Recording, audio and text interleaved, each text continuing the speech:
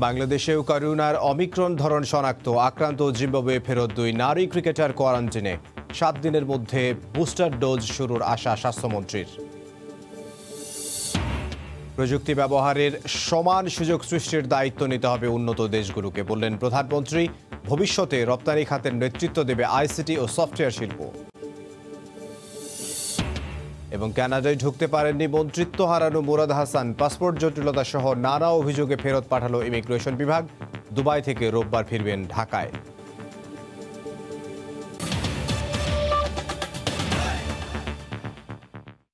দেখছিলেন শিরোনাম। প্রবাসী সময় সঙ্গে আছে আমি ইমদাদুল হক। বাংলাদেশেও শনাক্ত হলো অমিক্রন। আক্রান্ত জিম্বাবুয়ে ফেরত 2 নারী ক্রিকেটার আছেন কোয়ারেন্টিনে।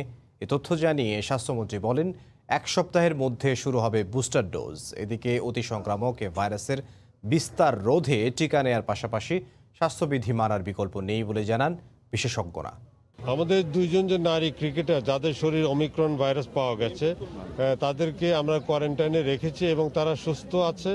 তাদের যা যা চিকিৎসা দরকার সেই ব্যবস্থা করা হয়েছে এবং তাদের মাঝে মাঝেই পরীক্ষা করে দেখা হচ্ছে। করোনার নতুন এ ধরনের বিস্তার ঠেকাতে টিকা কার্যক্রমের ওপর জোর দিচ্ছেন স্বাস্থ্যমন্ত্রী। খুব শিগগিরই শুরু হচ্ছে করোনা টিকার বুস্টার ডোজ।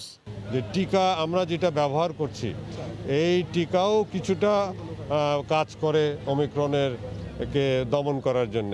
এবং 60 ঊর্ধ্ব যারা আছে এবং যারা কোমরবিড এবং ফ্রন্টলাইন ওয়ার্কার যারা আছে, তাদের আমরা বুস্টার ডোজ আমরা দিব। এই বিষয়ে কাজকর্ম চলছে। টিকা না নেওয়া মানুষ যাদের বয়স বেশি, ওজন বেশি, অন্যান্য রোগে ভুগছেন, তাদের মধ্যে ছড়িয়ে পড়ার পরে এটি কি অবস্থা হয়? তাদেরকে আলাদা রেখে চিকিৎসার আওতায় নেওয়া।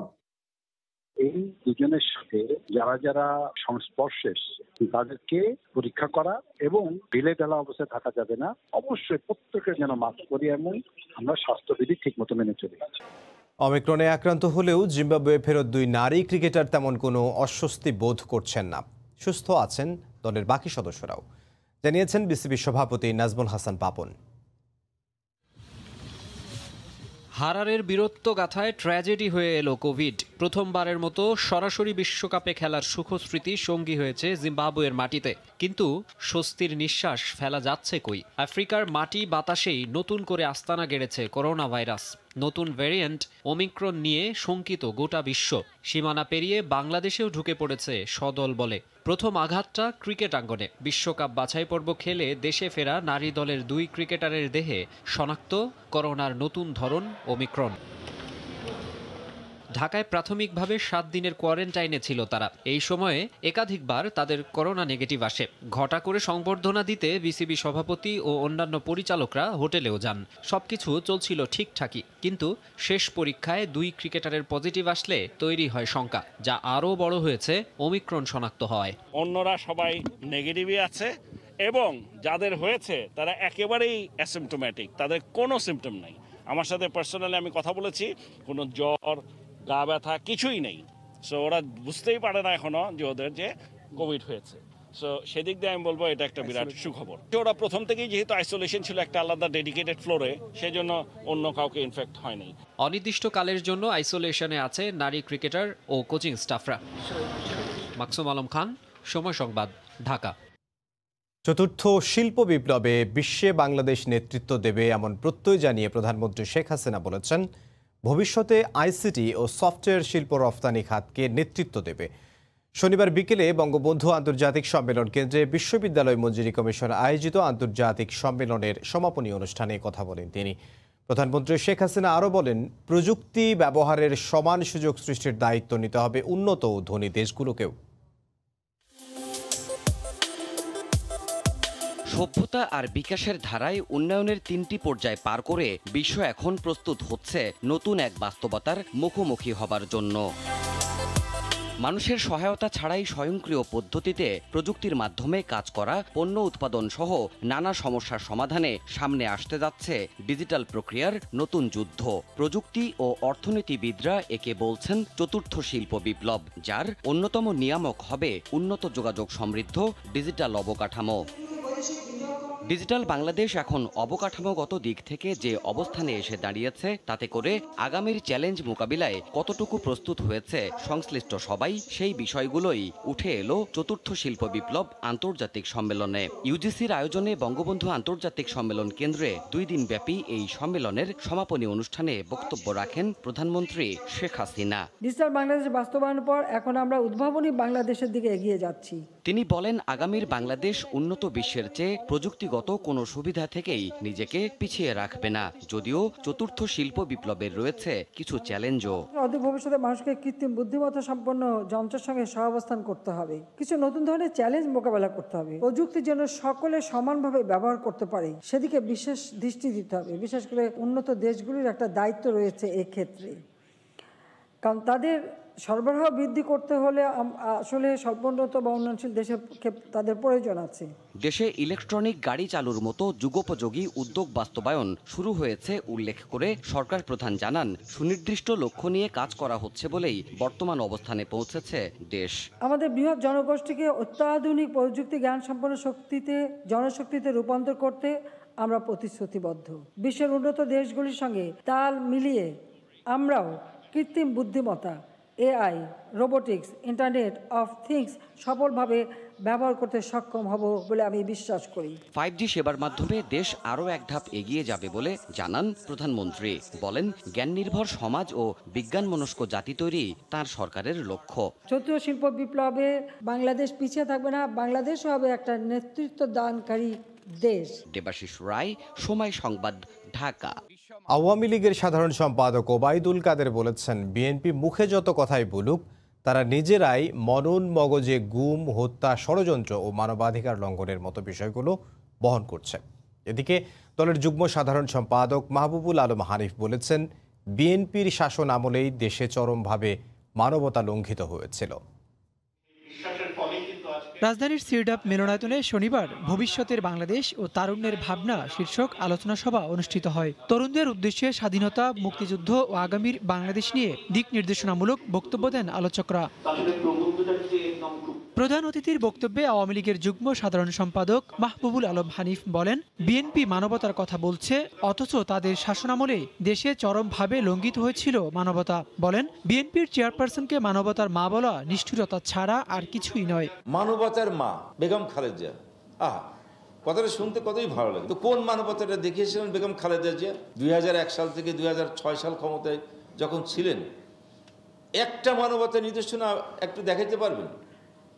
ক্ষমতা দখল করেই তো বিএনপির সন্ত্রাসীদের হাতে আওয়ামী লীগের নিধন শুরু হয়েছে। এদিকে সকালে দলের সাধারণ সম্পাদক ওবায়দুল কাদের তার সরকারি বাসভবনে এক ব্রিফিংয়ে বলেন, বিএনপি নিজেরাই মনন মগজে গুম, হত্যা, ষড়যন্ত্র ও মানবাধিকার লঙ্ঘনের মতো বিষয়গুলি বহন করছে। বিএনপি নেতারা আজকাল গুম নিয়ে মাঠ গরম করার ব্যর্থ চেষ্টা করছেন, সরকারের উপর দায় চাপানোর অপচেষ্টায় মেতে উঠেছেন। তারা মুখে যত কথাই বলুক, নিজেরাই মনন মগজে গুম, হত্যা, ষড়যন্ত্র, মানবাধিকার লঙ্ঘনের মতো বিষয়গুলো বহন করছে। বিএনপি দ্বৈত নীতিতে বিশ্বাসী দাবি করে ওবায়দুল কাদের বলেন, রায় বিএনপির পক্ষে গেলে বিচার বিভাগ স্বাধীন আর বিপক্ষে গেলে পরাধীন। বিএনপি তারাই। ওবায়দুল্লাহ মামুন, সময় সংবাদ, ঢাকা। নারীর প্রতি কুরুচিপূর্ণ মন্তব্যের জেরে মন্ত্রিত্ব হারানো মুরাদ হাসানকে কানাডায় ঢুকতে দেয়নি দেশটির ইমিগ্রেশন বিভাগ। পাসপোর্ট জটিলতা সহ নানা অভিযোগ রয়েছে তার বিরুদ্ধে। পরে তাকে ফিরতি ফ্লাইটে দুবাই পাঠানো হয়। দুবাই থেকে রোববার তার ঢাকায় ফেরার কথা রয়েছে। কানাডা থেকে শরীফ ইকবাল চৌধুরীর তথ্য নিয়ে রিপোর্ট। গত শুক্রবার রাতে রাজধানীর হযরত শাহজালাল আন্তর্জাতিক বিমানবন্দর থেকে কানাডার উদ্দেশ্যে ঢাকা ছাড়েন তথ্য ও সম্প্রচার প্রতিমন্ত্রীর পদ হারানো ডাক্তার মুরাদ হাসান। এমিরেট এয়ারলাইন্সের ফ্লাইটটি দুবাই হয়ে স্থানীয় সময় শুক্রবার দুপুর 1টার দিকে কানাডার টরন্টো পিয়ারসন আন্তর্জাতিক বিমানবন্দরে পৌঁছায়। বিমানবন্দরে জিজ্ঞাসাবাদে মুরাদ হাসানের কাছে বাংলাদেশের সাম্প্রতিক ঘটনা প্রবাহ সম্পর্কে জানতে চায় ইমিগ্রেশন বিভাগ। এদিকে বিপুল সংখ্যক কানাডিয়ান নাগরিক দেশটিতে মুরাদের প্রবেশের ব্যাপারে আপত্তি জানিয়ে সরকারের কাছে আবেদন করে। এরই ধারাবাহিকতায় পাসপোর্ট ও ভিসা সংক্রান্ত জটিলতা এবং অভিযোগ থাকায় মুরাদ হাসানকে বিমানবন্দর থেকে ফিরিয়ে দেয় দেশটির ইমিগ্রেশন বিভাগ। ফিরতি ফ্লাইটে তাকে পাঠানো হয় দুবাইয়ে। অশালীন এবং নারীর প্রতি চরম অবমাননাকর বক্তব্য দেওয়ায় তথ্য ও সম্প্রচার প্রতিমন্ত্রীর পদ হারান ক্ষমতাসীন দলের সংসদ সদস্য মুরাদ হাসান। শাতিলা শারমিন, সময় সংবাদ।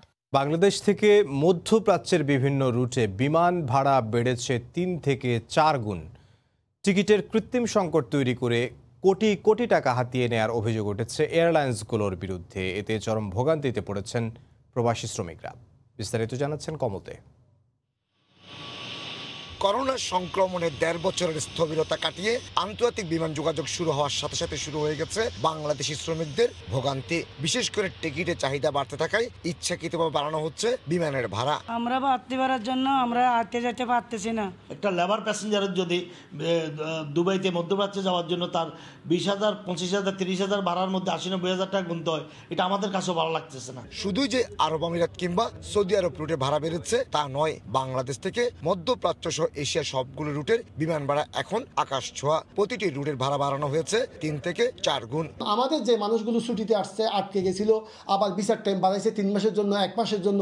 এই মানুষগুলো যেতে না পারলে বাংলাদেশের যে কত বিশাল ক্ষতি হবে, সরকারকে এটা চিন্তা করতে হবে। বিশ্বজুড়ে শ্রম বাজার খুলতে যাওয়ায় গত 2 মাস ধরে টিকিটের চাহিদা কিছুটা বেড়েছে। অভিযোগ উঠেছে বিমানগুলোতে পর্যাপ্ত সিট থাকা সত্ত্বেও কৌশলতা গোপন রেখে আসন সংখ্যা শূন্য দেখানো হয়। আমাদের বিমান খালি যাচ্ছে, অথচ চাপ ডেলি 3 থেকে 3,500 যাত্রী ক্যারি করতে পারে, আর ডেলি 5 থেকে 6,000 যাত্রী যাওয়ার জন্য রেডি আছে। বাংলাদেশ থেকে মধ্যপ্রাচ্যের রুটগুলিতে বিমান বাংলাদেশ ছাড়াও Air Emirates, Air Arabia, Etihad, Qatar এয়ারওয়েজের সবচেয়ে বেশি যাত্রী পরিবহন করে। আর প্রতিদিন এসব রুটে বাংলাদেশ থেকে 10,000-এর বেশি যাত্রী পরিবহন করা হয়। কমল দে, সময় সংবাদ, চট্টগ্রাম। জাতীয় স্মৃতিসৌধ ও টুঙ্গিপাড়া সহ দেশের 6টি স্থানে 5G সেবা চালু হচ্ছে রোববার। প্রধানমন্ত্রীর তথ্য ও যোগাযোগ প্রযুক্তি বিষয়ক উপদেষ্টা সজীব ওয়াজেদ জয় ভার্চুয়ালি 5ম প্রজন্মের এই টেলিকম সেবার উদ্বোধন করবেন। ডাক ও টেলিযোগাযোগ মন্ত্রণালয় বলছে, পরীক্ষামূলক সময়ে 4G সিমেই মিলবে 5G সেবা। বিজয়ের মাসে প্রযুক্তি ক্ষেত্রে আরও একটি মাইল ফলকের সামনে দাঁড়িয়ে বাংলাদেশ। বিশ্বের 9ম দেশ হিসেবে রোববার চালু হচ্ছে 5ম প্রজন্মের টেলিকম সেবা 5G। শনিবার সচিবালয়ে সংবাদ সম্মেলনে ডাক ও টেলিযোগাযোগ মন্ত্রণালয় বলছে, পরীক্ষামূলকভাবে জাতীয় সংসদ ভবন, প্রধানমন্ত্রীর কার্যালয়, সচিবালয়, ধানমন্ডি 32, জাতীয় স্মৃতিসৌধ ও গোপালগঞ্জের টুঙ্গিপাড়ায় চালু হচ্ছে 5G সেবা। প্রথম পর্যায়ে টেলিটকের নির্দিষ্ট কিছু গ্রাহকের 4G সিম 5Gতে সক্রিয় করে দেওয়া হবে, তবে হ্যান্ডসেটটি অবশ্যই 5G হতে হবে। এখন আমরা যে 5G চালু করছি, এতে আপনার সিম বদলাতে হবে না। অতএব এই জায়গায় আপনি সিম কেনার, সিম চার্জ দেওয়ার, ট্যাক্স দেওয়ার, এটা থেকে আপনি বেঁচে যাবেন, কিন্তু আপনাকে সেটটা আপগ্রেড করতে হবে 5G সেট। এ সময় মন্ত্রী জানান, 5Gর বাণিজ্যিক কার্যক্রম চালু করতে প্রস্তুতি নিচ্ছে সরকার। মার্চে হবে তরঙ্গ নিলাম, একই মাসে বাজারে আসবে দেশীয় প্রতিষ্ঠানের উৎপাদিত 5G হ্যান্ডসেট। যেহেতু টার্গেটটা হচ্ছে আপনার মার্চ মাস, এই মার্চের ভিতরে আমাদের দেশীয় কোম্পানিগুলোর সেট বাজারে আসবে, আমি আপনাকে এইটুকু গ্যারান্টি দিতে পারি। দেশে বাণিজ্যিকভাবে 5ম প্রজন্মের টেলিকম সেবা চালু করতে 460 মেগাহার্টজ তরঙ্গ বরাদ্দ দিয়েছে সরকার, যার মধ্যে বিনামূল্যে 60 মেগাহার্টজ তরঙ্গ বরাদ্দ পেয়েছে টেলিটক। শুভ খান, সময় সংবাদ, ঢাকা। জার্মানিতে করোনায় রেকর্ড 1 লাখের উপর সংক্রমণের পাশাপাশি একদিনে 800 মানুষের মৃত্যুর বিষয়টি নিশ্চিত করেছে দেশটির স্বাস্থ্য বিভাগ। রাজধানী বার্লিন সহ অন্যান্য অঞ্চলের হাসপাতালগুলোর আইসিইউতে রোগীর সংখ্যা বাড়ায় চিকিৎসা দিতে হিমতিম খাচ্ছেন চিকিৎসকরা। জার্মানির বার্লিন থেকে বিটু পড়ুয়ার রিপোর্ট। করোনার ভয়াবহতায় জার্মানি যেন পরিণত হচ্ছে অদৃশ্য এক মৃত্যু উপত্যকায়। সংক্রমণ ও মৃত্যুতে ভাঙছে একের পর এক রেকর্ড। শুক্রবারও করোনা কেড়ে নেয় 800 মানুষের প্রাণ। মৃত্যুর ঝুঁকিতে থাকা নাগরিকদের চিকিৎসা শয্যা ধীরে ধীরে সংকুচিত হচ্ছে। 16টি অঙ্গরাজ্যের 2500-এরও বেশি হাসপাতাল ও ক্লিনিকের আইসিইউতে নেই তিল ধারণের ঠাঁই। ভয়াবহ পরিস্থিতি রাজধানী বার্লিন ও ব্রান্ডনবুর্গ সহ আশেপাশের অঞ্চলের হাসপাতালগুলোর। বার্লিনের প্রায় 558টি আইসিইউ শয্যা খালি না থাকায় জীবন মৃত্যুর সন্ধিকোণে থাকা রোগীদের পাঠিয়ে দেয়া হচ্ছে অন্যান্য অঞ্চলে। শুধু আমার এখানে নয়, বার্লিনের অন্য হাসপাতাল হাসপাতাল ও ক্লিনিকেও আইসিইউ সংকট চলছে। আইসিইউর একটি বেড খালি নেই বললেই চলে, বাধ্য হয়ে অন্য অঞ্চলের রোগীদের পাঠাতে হচ্ছে। বর্তমানে করোনা পরিস্থিতি ভয়াবহ আকার ধারণ করেছে। এদিকে করোনার চতুর্থ ঢেবে এসে নিবিড় পর্যবেক্ষণ সজ্জার সংকট নিরসনে জাতীয় বাজেটে স্বাস্থ্য খাতে আরও বরাদ্দের বিষয়টি বিবেচনা করছে নতুন জোট সরকার। তবে টিকা গ্রহণে অনীহার কারণে দেশ জুড়ে করোনার এমন ভয়াবহ পরিস্থিতির সৃষ্টি হয়েছে বলে মনে করেন নতুন অর্থমন্ত্রী ক্রিস্টিয়ান লিন্ডনার। টিকা গ্রহণ বাধ্যতামূলক করার পরিকল্পনা মাথায় রয়েছে। আমরা দেশের সকল নাগরিকদের রক্ষায় চেষ্টার কোনো কমতি রাখছি না, কিন্তু হাসপাতাল ও ক্লিনিকগুলোতে করোনায় যাদের প্রাণ যাচ্ছে তাদের বেশিরভাগই শুধু আক্রান্ত ও মৃত্যুর মুখে পড়ছেন, শুধুমাত্র করোনার টিকা না নেয় এই অবস্থা। বছর জুড়ে জার্মানিতে মহামারী করোনার ভ্যাকসিন গ্রহণের বিষয়টি প্রশাসনের পক্ষ থেকে বারবার বলা হলেও মোট জনসংখ্যার মাত্র 69.4% নাগরিক টিকার আওতায় এসেছেন। বাকিদের ক্ষেত্রে কড়া বিধিনিষেধ সহ টিকা গ্রহণে বাধ্যতামূলক আইন প্রণয়নের কথা ভাবছে সদ্য ক্ষমতায় আসা ওলাফ শোলস সরকার।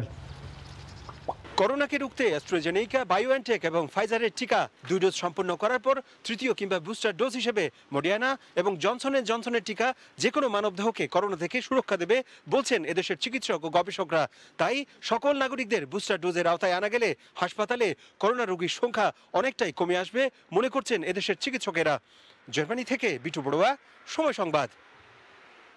18 ডিসেম্বর থেকে 5 থেকে 11 বছরের শিশুদের ভ্যাকসিনের আওতায় আনছে পর্তুগাল। এছাড়া করোনার বর্তমান পরিস্থিতি মোকাবিলায় প্রাপ্তবয়স্কদের ভ্যাকসিন নেওয়া বাধ্যতামূলক করার দিকেই সমর্থন বেশিরভাগ পর্তুগিজদের। সম্প্রতি এক গবেষণায় এই তথ্যই উঠে এসেছে। করোনা মোকাবিলায় সরকারের বর্তমান পদক্ষেপে সন্তোষ নাগরিকদের। লিসবন থেকে তারিকুল হাসান আশিকের রিপোর্টে বিস্তারিত। নানা বিধিনিষেধের পরও প্রতিদিনই করোনায় আক্রান্তের সংখ্যা বাড়ছে পর্তুগালে। এরই মধ্যে দেশটির সবচেয়ে বড় ভ্যাকসিন সেন্টারে চলছে ভ্যাকসিনের আওতায় না আসা 13% প্রাপ্তবয়স্ক ও 65 বছরের ঊর্ধ্বে থাকা নাগরিকদের বুস্টার ডোজ দেওয়ার কার্যক্রম। 1 ডিসেম্বর থেকে দেশটির সবচেয়ে বড় ভ্যাকসিন সেন্টার উদ্বোধনের পর বেশ জোরে সোরেই চলছে ভ্যাকসিন কার্যক্রম। ভ্যাকসিনের আওতায় আসছে শিশুরাও। লিসবনের নতুন ভ্যাকসিন সেন্টারে একদিন ভ্যাকসিন নিতে পারছেন 6 থেকে 9,000 নাগরিক। সামনে শিশুদের দ্রুত ভ্যাকসিনের ক্ষেত্রেও এটি বড় ভূমিকা রাখবে বলে আশা নাগরিকদের। এছাড়া প্রাপ্তবয়স্ক নাগরিকদের ভ্যাকসিন কার্যক্রমে গতি আনতে বর্তমান পদক্ষেপে খুশি নাগরিকরা। আমরা ভ্যাকসিনেটেড, কিন্তু বাচ্চাদের নিয়ে উদ্বেগ ছিল, কিন্তু ওরাও ভ্যাকসিনের আওতায় আসছে, তাই আমরা কিছুটা হলেও চিন্তামুক্ত থাকতে পারবো। আগে 3,000 নাগরিকদের ভ্যাকসিন দেয়া যেত, এখন দ্বিগুণের বেশি নাগরিকরা ভ্যাকসিন পাবে। এছাড়া এখানকার ব্যবস্থাপনাও অসাধারণ।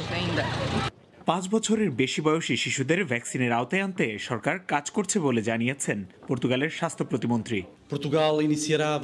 স্বাস্থ্য বিভাগের পরামর্শ অনুযায়ী আমরা শিশুদেরও ভ্যাকসিনের আওতায় নিয়ে আসার সিদ্ধান্ত নিয়েছি। 18 ডিসেম্বর থেকেই এটি কার্যকর হবে। আমরা চাই শতভাগ নাগরিক ভ্যাকসিনের আওতায় আসুক। 10 ডিসেম্বর পর্যন্ত করোনা নেগেটিভ সার্টিফিকেট ছাড়া আকাশপথে পর্তুগাল প্রবেশ করায় 21টি এয়ারলাইন্সের 591 জন যাত্রীকে জরিমানা করেছে কর্তৃপক্ষ।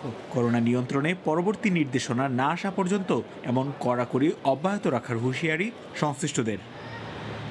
তারিকুল হাসান আশিক, সময় সংবাদ, লিসবন, পর্তুগাল। বাংলাদেশের বিরুদ্ধে ষড়যন্ত্রের অভিযোগের লেখক ও অনলাইন অ্যাক্টিভিস্ট পিনাকি ভট্টাচার্যের বিরুদ্ধে প্যারিসের আদালতে মামলা করা হয়েছে।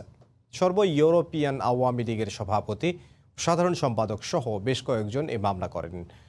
বাংলাদেশ সরকার, জাতির পিতা বঙ্গবন্ধু শেখ মুজিবুর রহমান এবং প্রধানমন্ত্রী শেখ হাসিনা সহ তার পরিবারের বিরুদ্ধে বিভ্রান্তিকর মিথ্যা তথ্য ছড়ানোর অভিযোগ আনা হয়েছে তার বিরুদ্ধে।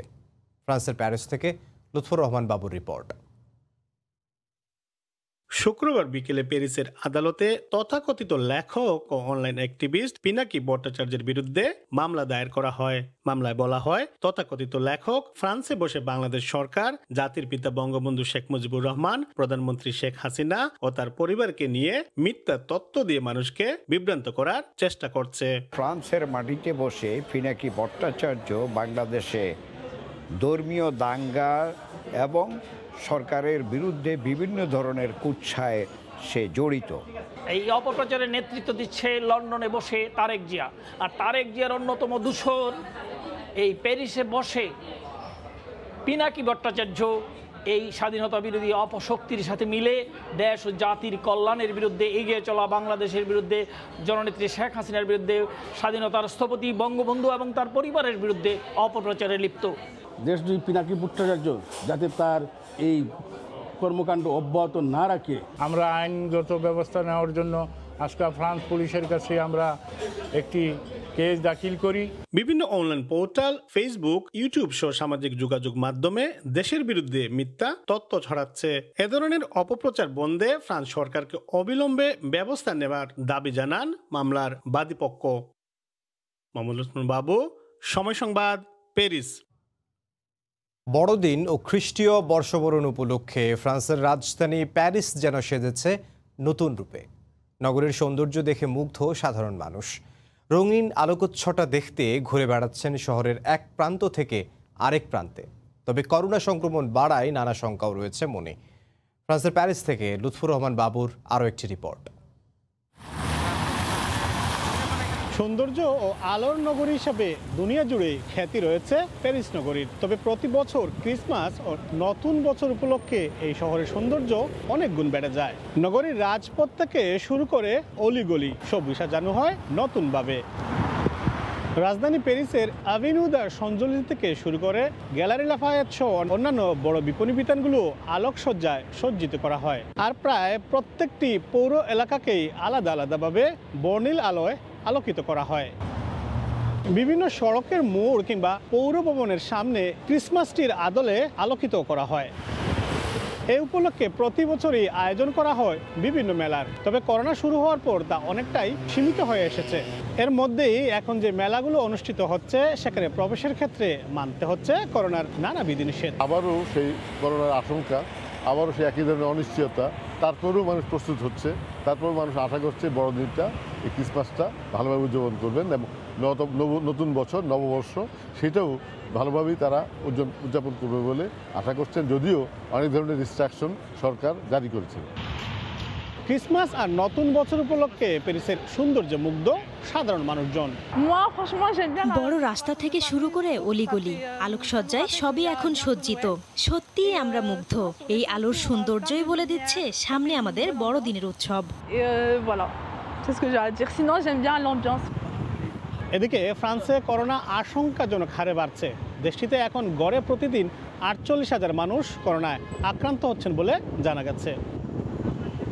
রাজধানী প্যারিস ছাড়াও ফ্রান্সের অন্যান্য বড় শহরগুলি ক্রিসমাস আর নতুন বছর উপলক্ষে বর্ণিল আলোয় আলোকিত করা হয়েছে। তবে এই আলোর মধ্যেও করোনা সংক্রমণ যেভাবে বাড়ছে তাতে সাধারণ মানুষের মনের মধ্যে নানা শঙ্কাও জাগছে। ফ্রান্সের প্যারিস থেকে মোহাম্মদ লুৎফুর বাবু, সময় সংবাদ। করোনা মহামারী কাটিয়ে পর্যটকদের পদচারণায় মুখর সংযুক্ত আরব আমিরাত। দুবাই এক্সপোকে ঘিরে সেই মাত্রা আরও বাড়ছে। বিশেষ করে বাংলাদেশি পর্যটকদের মুখরোচক খাবারের চাহিদা মেটাতে অসংখ্য প্রবাসী খুলে বসেছেন রেস্টুরেন্ট ব্যবসা।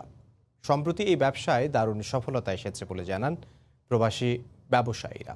দুবাই থেকে শিবলি আল সাদিকের রিপোর্ট।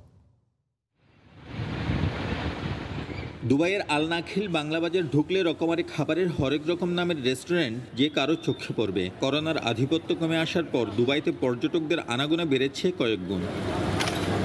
দেশীয় খাবারের স্বাদ নিতে বিভিন্ন প্রবাসীদের মালিকানাধীন রেস্টুরেন্টে ভিড় করছেন বাংলাদেশিরা। চাহিদা বাড়ায় প্রতিদিনই উদ্বোধন হচ্ছে বাংলাদেশি মালিকানাধীন নতুন নতুন সব রেস্টুরেন্ট। ব্যবসায়ীরা বলছেন দুবাইয়ে বসে শতভাগ বাংলাদেশি খাবারের স্বাদ নিতে পারবেন প্রবাসীরা। চেষ্টা করতেছি এবং কি বানাইতেছি যে আমার বাংলাদেশি বাইগুলা যেন এখানে খাবার খাই, শান্তি পায়, তৃপ্তি পায়। স্বল্প ব্যয়ের মধ্যেই ভালো খাবারের, উন্নত মানের খাবারের বাংলাদেশিদের তুলনায় আর কারো হয় না, যার কারণে বিশেষ করে নেপালিস, কিছু আফ্রিকান প্রদেশের লোকজন যারা ভাত পছন্দ করে তাদের জন্য বাংলাদেশি রেস্টুরেন্টগুলি সবথেকে উত্তম। দেশি রেস্টুরেন্ট এবং আমার আরও প্রতিষ্ঠান আছে, আমার সুপার মার্কেট আছে, আমার একটা ম্যান পাওয়ার সাপ্লাই আছে, যেখানে আমি 150 পর্যন্ত বাংলাদেশে কাজ করে, সবগুলো বাংলাদেশি এমপ্লয়ি। তো ইনশাল্লাহ দেশের জন্য কিছু করার উদ্দেশ্য নিয়ে তো এই ব্যবসা বাণিজ্য। এই দেশি রেস্টুরেন্টের যে খাবার আমরা যা দেখতেছি এখানে মূলত আমাদের প্রবাসীরা দেশীয় স্বাদেরই এখানে খাবার পাবে। নতুন নতুন খাবারের স্বাদ নিতে প্রতিদিনই ভিড় বাড়ছে ভোজন রসিকদের। প্রবাসীরা বলছেন, বাংলাদেশি পর্যটকরা বিভিন্ন দেশে গেলে দেশীয় খাবার পেতে সমস্যায় পড়ে যান, কিন্তু দুবাইতে সেই সমস্যা এখন নেই বললেই চলে। অন্যান্য দেশের ব্যবসায়ীদের সঙ্গে পাল্লা দিয়ে বাংলাদেশিরাও রেস্টুরেন্ট ব্যবসায় এগিয়ে যাচ্ছে। শিবলি আল সাদিক, সময় সংবাদ, সংযুক্ত আরব আমিরাত। মধ্যপ্রাচ্যের দেশ কাতারের রাজধানী দোহায় চলছে বৈচিত্র্যময় ফুল উৎসব বা ফ্লাওয়ার ফেস্টিভ্যাল। ৮ ডিসেম্বর শুরু, এই উৎসব চলবে ১৮ তারিখ পর্যন্ত। নান্দনিক এই উৎসবে ফুলের পসরা সাজিয়ে বসেছেন প্রবাসী বাংলাদেশি ব্যবসায়ীরাও। কাতার প্রতিনিধি আনোয়ার হোসেন মামুনের তথ্য ছবি নিয়ে রিপোর্ট। ফুল ভালোবাসে না এমন মানুষ পৃথিবীতে খুঁজে পাওয়া সত্যি দায়। বিশ্বের নানা প্রান্তে ছড়িয়ে থাকা বিভিন্ন সংস্কৃতির মানুষের মধ্যে বিশেষ স্থান দখল করে আছে ফুল। বৈচিত্র্যময় ফুল উৎসব বা ফ্লাওয়ার ফেস্টিভ্যাল আয়োজন করেছে কাতার। দোহা সুক ওয়াকিফে অনুষ্ঠিত এ ফুল ফেস্টিভ্যালে অংশ নেয়া ৩০টি দোকানের মধ্যে 25টি প্রবাসী বাংলাদেশিদের। এই উৎসবে ফুলপ্রেমীদের ব্যাপক সাড়া পাওয়া যাচ্ছে বলে জানান তারা। আমরা এখানে বিগত কয়েক বছর এই ব্যবসার সাথে জড়িত আমরা বিশেষ ভালো সুবিধা পাচ্ছি, সেলস ভালো হচ্ছে এবং কি সামনের দিনগুলো বিগত দিনগুলো ইনশাল্লাহ এভাবে চালিয়ে যাওয়ার জন্য সবাই দোয়া করে। কাতার সরকারের ধন্যবাদ, কোনো রেন্ট নেয় নাই আমাদের থেকে, 10 দিন আমাদের বিনামূল্যে দোকান দিয়েছে। আলহামদুলিল্লাহ বেচা কিনা ভালোই চলতেছে। আর এখানে অধিকাংশই আমাদের বাঙালি দোকান আর কাস্টমারে অনেকেই বাঙালি। আমার কাছে খুবই ভালো লাগতেছে যে আমি এখানে আসছি। এখানে অনেক ভালো একটা জায়গা সুক ওয়াকিফে কাতারে। এখানে ফুল ফেস্টিভ্যাল দেওয়া হয়েছে, যে এখানে অধিকাংশ দোকানই বাংলাদেশিদের। আমার কাছে অনেক গর্ববোধ মনে হচ্ছে আমাদের বাংলাদেশিদেরকে আমি এখানে দেখি। মানুষের আবেগ, ভালোবাসার প্রতীকী রূপ, জাতীয় জীবনের চেতনার প্রকাশ হিসেবে ও নানা সাংস্কৃতিক রীতিনীতি ও আচার অনুষ্ঠানে সেই প্রাচীন যুগ থেকে ফুলের ব্যবহার হয়ে আসছে। সময় সংবাদ, দোহা, কাতার। সুদূর সাইবেরিয়া থেকে আসা অতিথি পাখির কলকাকুলিতে মুখর জাহাঙ্গীরনগর বিশ্ববিদ্যালয়। ক্যাম্পাসের লেক পাড়ে প্রতিদিনই ভিড় জমাচ্ছেন অসংখ্য দর্শনার্থী। পাখির জলকেলি মুগ্ধ করছে সৌন্দর্যপ্রেমীদের। ওমর ফারুকের ক্যামেরায় জাওয়াদ অন্তুর রিপোর্টে বিস্তারিত।